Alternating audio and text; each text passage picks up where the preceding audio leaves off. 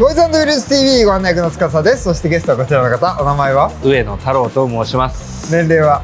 34歳です。お住まいは？神奈川県です。お仕事は？ボーイズ&ウィルズ TV のプロデューサーをさせていただいております。はい、おなじみの太郎くんですね、はい、他にも何か仕事は？動画とかインターネットを用いたマーケティングの会社を経営しております。そして太郎くん、こちら車なんでしょうか？トヨタセルシオです。はい、同社仕立てということでございまして、今回はプロデューサーの上野太郎くんとトヨタセルシオでお届けします。お楽しみに。緊張する。あ、今日は会釈ないんだね。あ、本当だ。もうそれも忘れてた。太郎くん、はい、そもそも太郎くんが出てくださった理由は何でしたっけ？そうですね、まずは司さんの愛車紹介を実施したと、でその流れで、そうね、僕もリクエストしましたですね。まさか、カメラのこっち側に自分が立ってるっていうのは、想像できないというか、いまだに緊張してるし、よくやってんね。だってあなたいつこの間僕の時司会してくれたじゃん。立派でしたよ。そうかな、いずれにしろやっぱね、出る人たちっていうのはすごいなと。そもそも最近コメント欄を拝見すると、多くの方がいろんなねオーナーさんや車を紹介させていただいているチャンネルであって、じゃあその紹介する側は何乗ってんのっていう問い合わせが日本だけじゃなくて海外からも届くようになってきて、ああそうなんだ、そんなこと知りたいんだと。いや僕も知りたい。あ、そういうの、ということで、つかちゃんが出たら太郎ちゃんも出なあかんと。そうなのね。ってことは僕もあれもらえるんですか？あれあります。やったー。はい。そんで、なんでセルシオなの？感動しちゃったの。あなただってね、欧州車党じゃん。もうずーっと今まで何十代と輸入車たくさん乗ってきたし、当然スポーツカーも SUV も古い車も最近で言うとね 1,2 年前の車まで乗ってきました。ただ恋に落ちちゃったんです。セルシオ特徴とかは太郎ちゃんから口から。そうだね、まずこの個体においては何よりも色だと思う。これね、皆さんね、黒じゃないんですよ。お色グリーンなんですよね。そうグリーンにベージュの内装で、でもボケットなの。革じゃないんですよ。それがいいね。はい、全面クリアガラスがついているというこの色にまず惚れました。なるほど。でもっと細かいことを言うと、なんかこれやっぱ出るといろいろ話したくなっちゃうもんなんだね。皆さんね。僕はこれに合わせて、このホイール、これ純正ホイールなんですよね。もういいよねこれ。で純正でこのメッキが施されているホイールっていうのが当時あったの。僕はその印象がすごく強くてめちゃくちゃ探した。あ、これじゃあこの個体についてたわけじゃないの？なかった。あら。なので純正ホイールでこのメッキホイールをとにかく探しまくって、これを見つかったら今度、セルシオ乗ってんだから、やっぱ国産タイヤかつ高級タイヤちゃんと履いてないとダメかなと。ブリッジストーンが入ってますね。そうですね、だから車の10分の1ぐらいタイヤとホイールでかかっちゃったっていう。そうでしたか。なるほど。じゃあ全部ついてたわけじゃなくて、この個体ならこのホイールとこのタイヤでしょうと。そうです。面白い。来るまでは結構ド派手なホイールかなと思ってたんだけど、まあそもそもサイズが小さいし、で意外とこのグリーンとこの窓の枠のメッキとこうしてる感じがこう自己満を完全にこの佇まいにしました。いや、いい佇まいですよ。全く派手じゃないしシック。あとね、今日来た時ね、ごめん、似合ってたよ。本当？このでも似合ってるっていうのがまた複雑で、あなたセルシオ似合ってるねという言葉をどう捉えるべきなんだろうと。まあなんかわかるわ。似合ってないって言われてもなんかむずがゆいし、そうだね。似合ってるっていうのもという、つまり車がやっぱり人を選ぶ、そういう特殊なパターンでもあるのかなというふうにも思いますよね。確かにもうね、本当に晴天の霹靂で、まさか太郎ちゃんがねこんな車乗るとは僕も誰も思ってなかった。自分でさえ思ってなかったんじゃないかなと思います。あとさ、この個体めっちゃ綺麗だよね。本当に僕もね、綺麗な車愛好家なんです。まあそうね。バキバキに綺麗じゃないとうるさいよね。知ってる。でこれに関してはたった4万キロしか走ってないし、大切にされてきた車だっていうこともあるんだけれど、同時にやっぱね納車前に相当仕上げていただきました。よかったです。ちなみにどこで買いましたか？まあね、この動画ではおなじみのレセンスで買ったんだけれど、もう納車前2日間僕近くで見てたんだけど、そこにはね納乗車前に完璧に整備をするプロシューナーがいるんですよ。いるね、僕見たことある。ケンさんっていう人とね、はいキムさんって方と、はいはい。そして吉村さんっていう方がいるんだけど、はい、お世話になってます。見てるとね、2日間かけて、うもう徹底的に磨いて洗って磨いて洗ってもう一回やるんかいみたいなぐらいやってくれてるんで、最初は一番のです。この隙間もピカピカだ。もう今コンディションとしてはもう完璧です。もうこれ以上は全くないだろうというところまで仕上げて私の手元に届きましたというあー、素晴らしいですね。はい、ここはちょっとのポイントはまだないね、じゃそうね、あ。強いて言うならある。ここはちょっとなポイントがないっていうことかもしれない。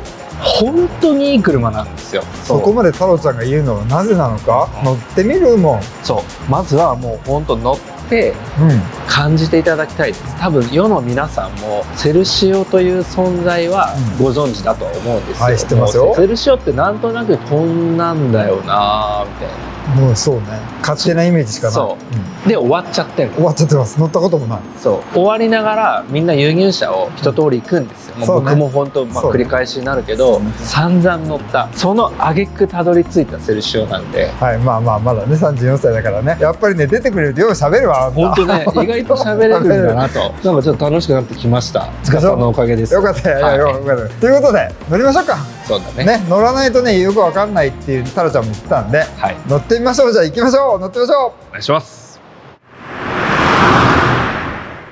はい、乗り込みました。はい。大きい声出す車じゃないね。ほんと静かだよね。もうこの時点でね。てかこんな感じで撮ってんですねいつもね。そうだよ。皆さんだからすごいっすよね出演者の方は。いや本当ね。もう僕がデロデロデロデロ言ってね。そうですよ。じゃあエンジンスタートしてみますか。はい。かかったかどうかもわかんないぐらい。わかんないよね。振動がもうほんと少ないんですよね。いや本当に何にしたってなんだけど、室内の音もそうだしエンジンの音もそうだし、全てにおいてね。いや僕楽しみですよね。まあということで、僕もセンチュリーも乗りました。クラウンも乗らせてもらいました。セルシオ初めてです。どんなものなのか、走り出してみましょうかね。行ってみましょう。よろしくお願いします。シフトゲートもええな。そこなのね。そこがね、バコンがね。はい、行きます。はい。はい、走り出しまして。はい。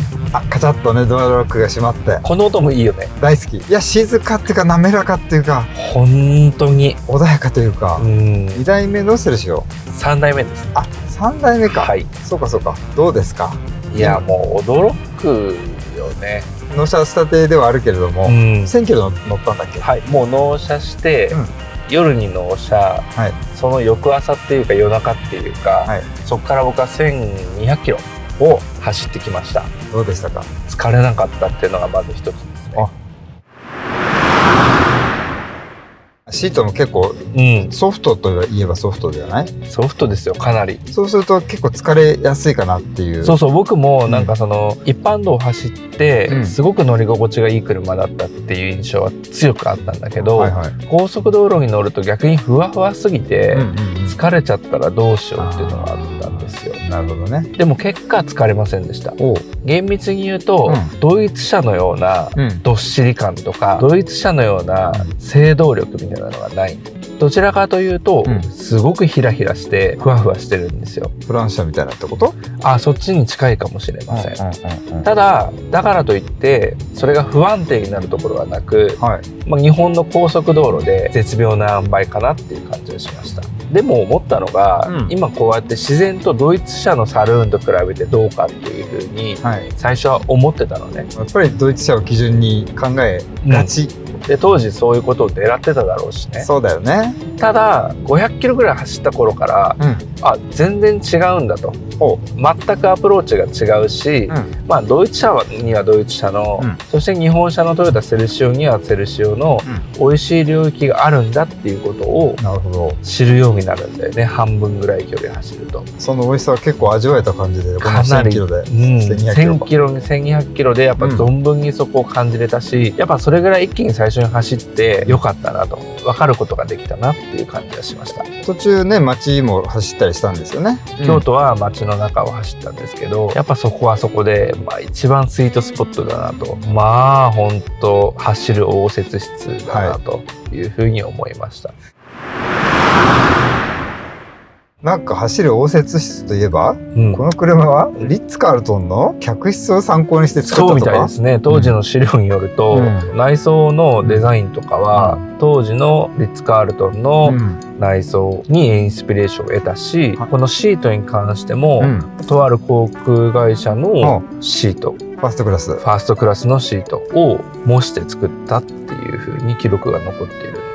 まあじゃあ最高級最高級最高級ですよね。そうなの、そうなの。で、あともう一ついいなと思ったところが途中で見つかったんですけど、それは高速道路からパーキングエリアにこうループを描くようにして入っていったりするところがあるじゃないですか。あるね、あるね。ああいうとこ走った時に、車のバランスがさらにいいもんだから、思ったようにこう荷重をコントロールできて、ロール感があるの？それともこうピタッと安定するの？平行が保たれる感じ？これがね、面白い絶妙な塩梅で、ロール感もあるんだけど、そのロールの動きが自分でちゃんと予測できてコントロールできるっていう、重量配分とか全体のこのボディの尺とか、全てが多分バランスしてるからなんだろうなっていうふうに思います。とはいえ車も重いし、エンジンも大きいけれども、4.3 リッターでしたっけ？そう、4.3 リッターの V8 エンジンだよね。どうでした？そのフィーリングというか。見事。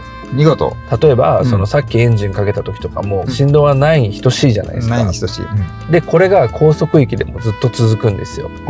だからエンジンが基本的には脇役というか影に徹しているという印象があるんですね。いやまさかね、太郎くんがねセルシオに乗るなんて、僕も夢にも思ってなかったし、太郎くんの車歴、それと趣向、趣味趣向からすると、ちょっと考えにくいところに行ったなっていうのもあるし、でもある意味それでいけて今気づきが多かったというか、きっかけはあったんですか？これね、ひょんなことなんですけど、いつもね我々がその車を紹介しているレセンスに行っている時によくやる遊びというかゲームというか、行き先によってどんな車が似合うだろうかゲームみたいなのをごくナチュラルにしてるんですよ。贅沢な遊びやな。そうもちろんそれはテストとかも兼ねたり仕事も兼ねるんだけれど、オーナーの河野さんとうなぎを食べに行こうと。でうなぎを食べに行くのに、しかもあえてちょっと離れた40キロぐらい離れたうなぎ屋さんに行くのに、どんな車でとか、どんな格好でとか、そういうことを考えた時に、たまたまこの個体ではないんだけれど、別のセルシオがあったんですよ。で、セルシオかみたいな。その時はもう僕も皆さんと一緒、セルシオってなんとなくこんな車知ってはいるけど知らないなみたいな、そんな気持ちで乗り込んだんですね。でやっぱもうこの通りで、最初乗った瞬間から感動しちゃって、なんで今までこの車を片目でこう見てそんなに深く向き合ってなかったのかっていう気づきがあったんですよね。100万円台で買える気持ちが満たされるという意味での高級な車は、100万円のメルセデス、もちろんいろんなメルセデスベンツがあるけれど、ちょっと想像した時に、この充足感というか、満ち足りた感じってないと僕は思うんですよ。100万円でってこと？そう、100万円でメルセデスを買うと思った時に、多分 S クラス相当ですかこれは。100万円の S クラスって怖くて買えないよね。そうなの。改めて日本人としてすごい誇らしいブランドがすぐそばにあるよなと思うよね。トヨタは初ではないよ。2代目だっけ太郎君。トヨタね、実は僕昔、A85 のレビン。そうか、大昔でしょ。大昔です。10代 A85、そう10代、AE85 のレビンに、86のコンポーネンツを全て移植したというものに乗ってたのと、日本車で言っても、通算で言うと4代目です。あと2台はマツダロードスターを2世代勉強したいなと思って乗ったので、あれはでもソーファーですか、それともドライバースカーですか？多分どうもこうやっぱりこれもまた中古車の面白いところで、探偵みたいなことをしてるんだけど、やっぱこの車が、仕上がる前の姿とかから見てると、どうもこの車は後ろに乗ってたっぽいですね、前のオーナーさんは。この個体に限っては、ショーファー使いをしてたと。そうみたいですね。なるほどね。だからまあセルシオ全体として実際後ろに乗って移動なさってる、まあレジェンドの方とかもたくさんいらっしゃったでしょうしね。なんかいつも皆さん司さん乗ってみますかって言わされてますよね。インタビューに参加されてくださいよ。そういうネタ話しないでくださいよ。いや、あれは大田さんの行為で本当ですか。いただいて一切やらせはございませんので、まあ僕もうちょっとそのプレッシャーをね、感じ始めてるんで、もしよろしければ司さん乗ってみますか。棒読みやな。はい、じゃあ乾杯していただきます。はい、わかりました。楽しみです。運転変わりましょう。はい、じゃあ乗り込みました。はい、ここにスイッチを見つけて、これでシートベルトの高さまで連動で調整できる。すごいね。贅沢。いきますよ。贅沢だね。はい。じゃあお願いいたします。はい。うわ、これいいね。いいですか。ブレーキのタッチもいいな。これしっとりしてんだよ。すべてが。いや、そうなんですよ。何にしてもなんですよ。そのウインカーレバー一つとっても、このシフトのレバー一つとっても、なんかすべて一つずつがしっとりしてるんですよね。ラジオのチューニングもそうだし、このダイヤルのね、回したか、本当だ。なんならこのエアコンの吹き出し口も左右にこうずっと動いてくれてますからね。そうなんですよ。これクラウンもついてるけどね、やっぱセルシオも当然ついてると。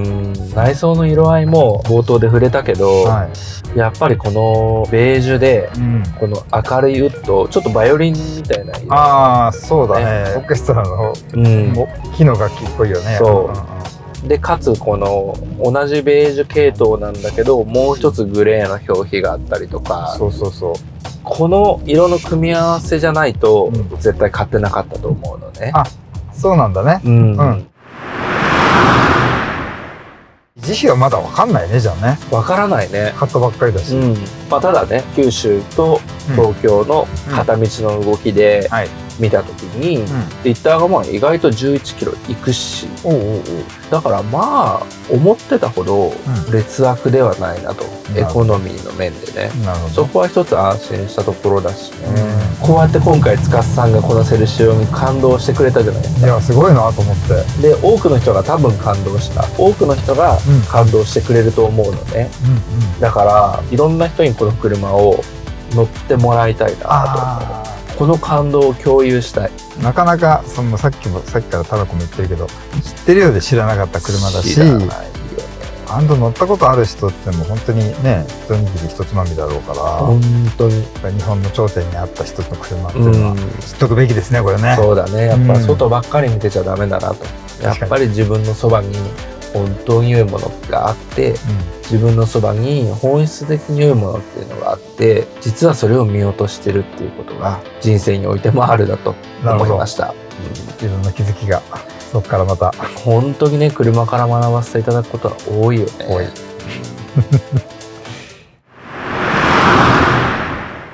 はい、乗ってまいりました。百聞は一見にしかず。そうでしょ。乗ったものだけが知る。よかったでしょ。この優雅さ、この絹のような質感。いや、分からんやったね、これは乗らんとね。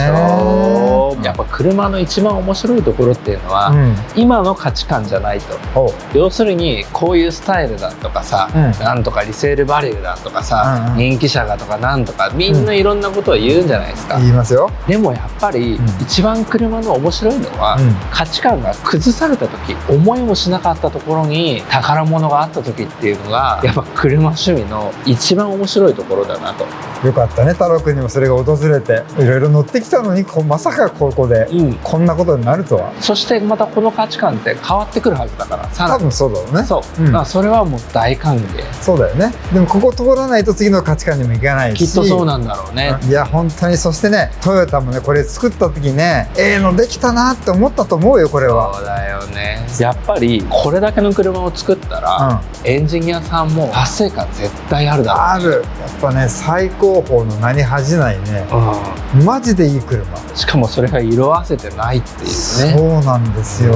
僕の価値観もいい意味で壊されたという、壊してくれてありがとう太郎くん。とんでもございません、お付き合いいただきありがとうございます。僕のマセラティクワトロポルテがさ、イタリア代表セダンだとすればさ、こっちでは日本代表セダンですよ。そうだよね。しかも、代表としてオリンピックに出ていながら、両方とも金メダルだよね。いや、そう、金銀もう分けらんない。そうなの、だからやっぱ車って本当に面白いなと。あとは、出るっていうのはちょっと楽しいね。あ、本当？一昨日ぐらいから緊張してたんですよ。あ、そう。まあね、僕もね、無理やりね出てくれって言ったところもありますけど、出てもらってよかったと思う。セオシオっていうのはなかなか紹介したくてもできなかった車種だし、初登場ですよ。みんな気になってるかもしれないけど、なかなかオーナーさんもね、ご縁がなかったんで、それを太郎くんという方のご縁で皆さんにご紹介できて、僕たちも嬉しかったと思ってます。ありがとうございました。今一番はね、見ていただいてるお客様がこの回を楽しんでいただいているかっていう、すごいドキドキはしてるんだけれど。そうですね。コメントもよろしくお願いします。じゃあ太郎くんにも来ます。そっか。僕も聞かれるわけね。それは皆さん聞きますよ。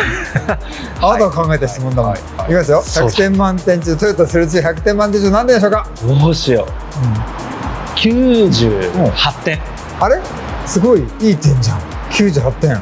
100点じゃないけど、ほぼ100点。足りない2点は何？マイナス1点は、まず点の引きようがないことというか、全方位素晴らしくて、あそこはいいけどここはダメみたいな、ちょっとダメだけどいいところがすごい上回るっていうところじゃなく、全部がいい、良すぎることに、ちょっとこれは1点を引かざるを得ないかなと。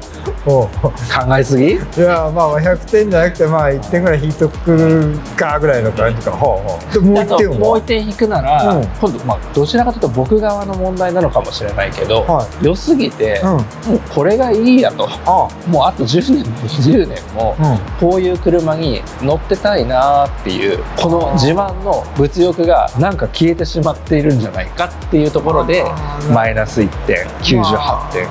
そこは多分自慢の物欲は大丈夫と僕はそうなんだよ、思いますけど、買った時って毎回そう言ってたよね。もう俺の物欲なくなったみたいなね。まあでも珍しくそこまでね、高評価したっていう。本当に新たな発見でした。いや、本当に僕もそうでした。じゃあ太郎くん、最後にトヨタセルシオ乗り続けますか？